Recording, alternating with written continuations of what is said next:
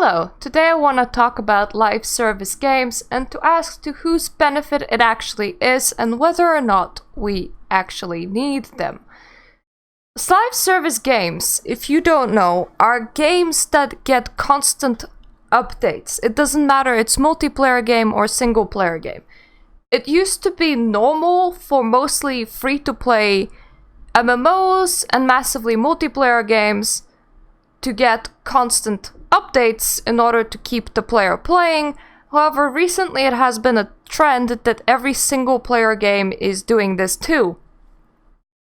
This article is from May 7th, 2019 by PC Gamer. And back then when the article was written, I expressed my opinion very strongly on the matter in tweets. And I kind of left it at that because I didn't really think that my audience would actually want to hear my opinion on my channel. Now, though, I thought, hey, might as well make a video out of it. The pressure to constantly update games is pushing the industry to a breaking point. Live service games have trained players to expect a constant stream of new content, and only constant work can deliver it.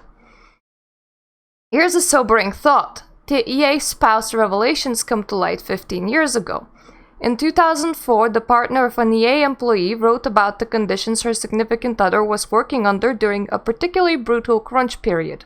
He worked 9 a.m. to 10 p.m. 7 days a week, with the occasional Saturday evening off for good behavior. No overtime pay or other compensation. No deadline for when it would end. He was not alone, and subsequently others spoke out about similar conditions. There were class action lawsuits, which EA chose to settle for millions of dollars. In 15 years since, the conversation about crunch in games industry has spread beyond whisper networks and isolated exposés, becoming much more common. Developers have been emboldened to speak about conditions at other employers, from Rockstar to Telltale to NetherRealm. But crunch remains a serious problem. Recently, another story has become intertwined with crunch. Developers aren't just being worked into the ground to hit a development milestone on a release date, because for many games that's just the starting line. Living games demand a constant stream of content, and only constant work can deliver it. Now, let's start from here. The world desperately needs a new section of laws. A lot of laws about limiting the overtime that each person is even allowed to work, because this isn't just a game dev problem. There are plenty of industries that work like that. I worked crunch mode 9 months in software industry field out of 1.5 years that I've been employed into it, and now I'm unemployed. It has tremendously affected my health. It has given me gray hairs at the age of 24. I'm a bit older now, but they're still there. And I've seen my worker, the one sitting next to me, go into a full-on mental breakdown at the desk, be taken to a hospital, and come back a week later like nothing has happened. That has become normal. We would too work 9 to 5, well, most of us would work 9 to 5. Some actually were demanded to get up and start working at 7 a.m., but I really couldn't function on a lot of sleep. Then we would go back home, and immediately as we arrive home, we were expected to, while cooking dinner, already be in constant touch with our boss. So the moment dinner's done, you put it down. For me, it would be about 7, because honestly, it would take me a while to get back home. And you sit back at your work desk in your house and you start working. And you would work till 1 a.m., 2 a.m., weekends the same. And this is software development and not video game development, and this is UK, not America. And it's mostly because there are very little laws on overtime, and some laws on overtime are getting exploited. Such as in UK, no worker should be working above 60 hours a week, especially not unpaid. However, our law exemption has been written specifically for NHS doctors.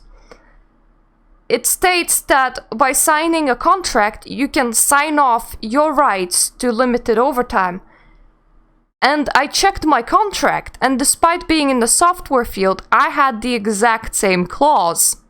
I had a clause saying that by signing this, I agree that overtime laws do not apply to me, which is total bullshit.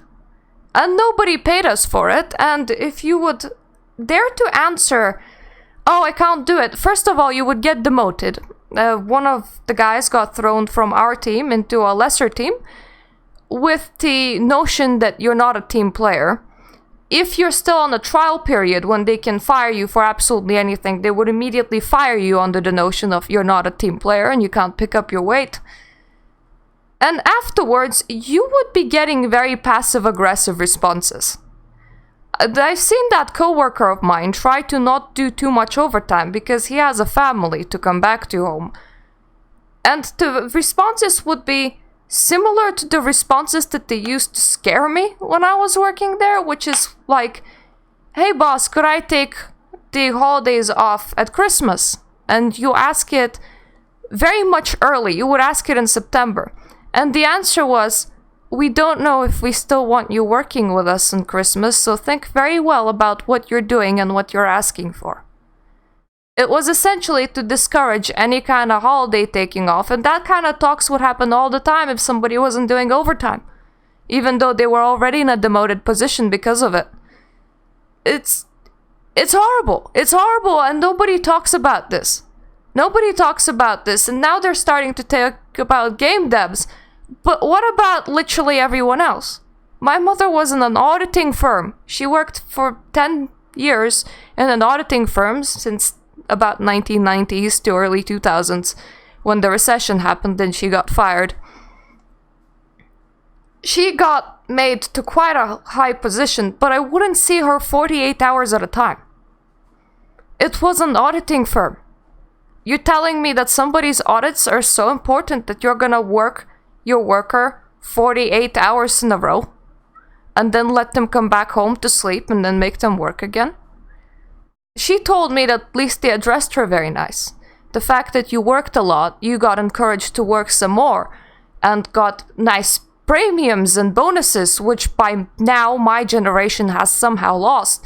And I know that it's not for everyone. Some people manage to find nice workplaces that don't make their people do that. But Jesus, when you live in that hell, that fear remains. That fear is with the rest of your life of, I am going into hell where people disrespect me just to feed myself. I'm spending my whole days there. I don't have time off. And the only way to stop this is to kill myself. You have multiple workers that are running around right now, and probably the exact same mentality in every and each country, probably, except for a select few EU countries that have very strict overtime laws.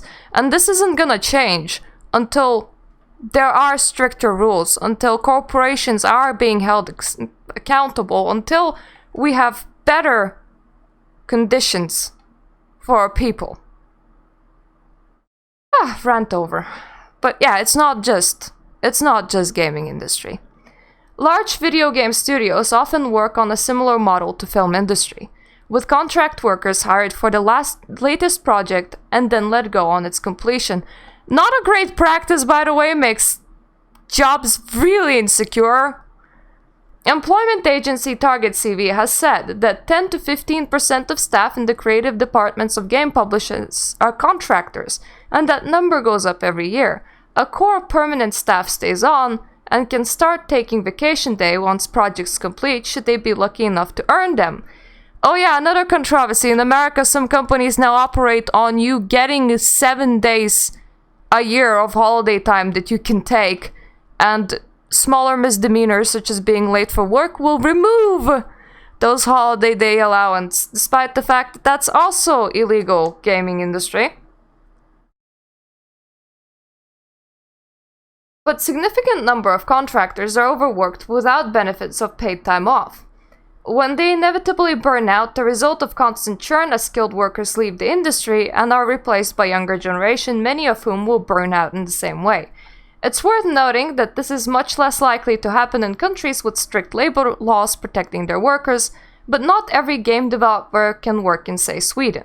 What's changed is that AAA games can no longer be patched by a skeleton staff after its release. Nowadays, players demand big updates, and games have trained them to expect these updates to be frequent.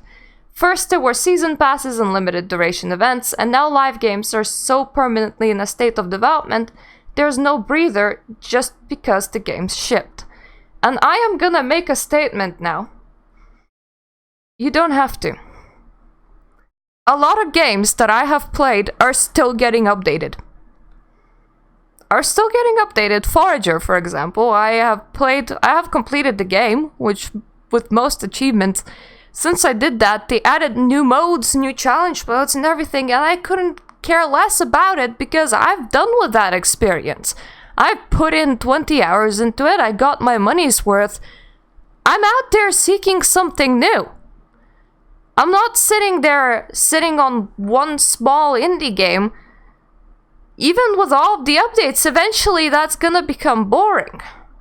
Most games do not need constant updating, as it's not actually keeping people. Islanders is another example. Islanders is a small, casual strategy sim where you just place a whole bunch of blocks trying to get the best modifiers in order to get the best score, in order to progress to the next island. When you can no longer progress to the next island, that's your high score, and the game's over. It's still getting updated. It's like, what, a £5 game? A £5 game that you play on a relaxation mode when you need to switch off your brain, that you might come back to, might not. I do not care if it gets 200, 300 new items. I was satisfied with the game that I had to begin with. What gamers do not want is unfinished products hitting the shelves. If your game is wholesome, full of stuff to do, and I don't mean open world RPG. No, you don't need to be making open world RPGs. It's just, if your game has traction, you don't need to constantly update it. You're free to move on to the next project. You don't need to overwork yourself. You don't need to try and keep your fans satisfied. You did a good job. We consumed the project. It's okay. It's okay to let go now. One game that I've bought in the last year is not receiving constant updates or DLCs or anything else. Vampire. I bought it. I put a lot of hours into it. It's an RPG. I completed it. There's 3 endings. I'm perfectly satisfied with it. It doesn't get DLC. It doesn't have areas locked off specifically for DLC. It's not receiving live updates every single day. And I couldn't give a shit less.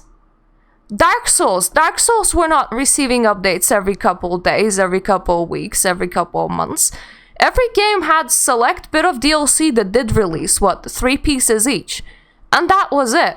That was the game's lifespan. And there's absolutely nothing wrong with it. Nobody was cutting developers' throats open going, where is my free content? Where is my free updates? That is something that industry perceives that they need to do when they do not, in fact, really need to do. As an extreme example, there's Fortnite, which receives weekly patches and fortnightly updates. A recent investigation published by Polygon revealed the consequence of that. Employees working 70-hour or even 100-hour weeks. The biggest problem is that we're patching all the time, one employee said. If something goes wrong in one of the regular updates, like a weapon breaking, there's no option to take the time to fix it. It has to be fixed immediately, they said. And all the while, we're still working on the next week's patch. It is brutal. I do feel this very much, and unfortunately, due to complete lack of regulation in America, Fortnite's update cycle is now actually expected to be the default update cycle for practically every multiplayer shooter. Which I don't think is fair, because you physically cannot keep up with an update cycle of every 2 weeks. These people were being overworked for years now. And on top of that, a lot of things do break in Fortnite. A lot of things do break in Fortnite and they're not fixed on time because there's absolutely no way that you can fix on time. Some things just never get fixed because there's no time to fix a project or to have a good working project if you're churning live updates every 2 weeks. And that's not good. That's not good for anyone. And nobody deserves half-hour updates with $2,000 worth of microtransactions on a new season just so that you can buy. And really, the same shouldn't be demanded of any other game. Final Fantasy XIV, which is my MMO of choice, does big patches every 3 months. I think that that's spectacular. I couldn't expect them to do any more, honestly, because every 3 months is still quite a tight deadline. They don't tend to release broken products, though they do tend to have points where they release things that the audience does not want, and they say, oh, we will see how it goes in live, and then it goes into live, and people are unsatisfied with it, and then the developers just shut their mouths.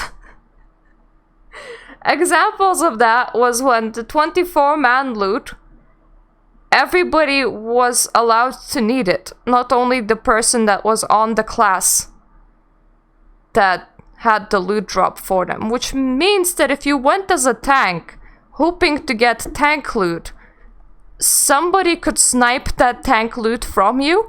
And a lot of the reason to do old content is just for glamour, just to look nice in an MMO, because those armors looked cool and because you can put their appearance on other things.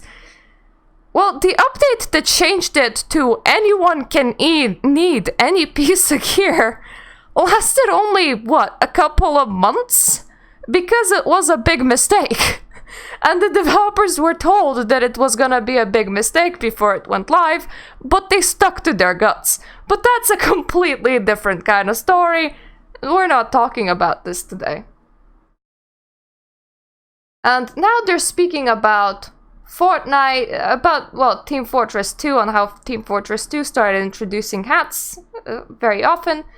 Then they spoke about always be streaming, which is your Twitch or YouTube viewership will drop down if you're not always making videos, always streaming, always doing something. This is very much true. But what can you do about that, hey? Something roadmap. They mostly also outlined that smaller developers, such as developers of Foragers, are also suffering from this. Yeah, even Forager, an indie crafting game that's obviously a labor of love and mostly the work of a solo developer, has one. Roadmaps and a promise that a game and its community won't be abandoned and it will be a living thing. I don't think you need this. I honestly don't think anywhere in the industry we need this. And live updating causes a lot of problems for consumers. Let me show you. Ubisoft under fire as it looks to stop XP farming in Assassin's Creed Odyssey's story creator mode. They XP nerfed people-created quests so that more people buy from their store. Nobody asked for this. Nobody asked for this, and maybe they even bought the game because they knew that you could circumvent the grindiness of it. And when you just cut off the ability to circumvent the grindiness of it, suddenly it's no longer a game that you have bought. Other examples of this: Crash Team Racing adds real money microtransactions with next update. Something that's either already happened or is coming really, really soon. But once again, game releases, you buy it as the product that it is, they add something, and it makes an unfavorable product for you, but you can no longer return it, because you're already past the refund point.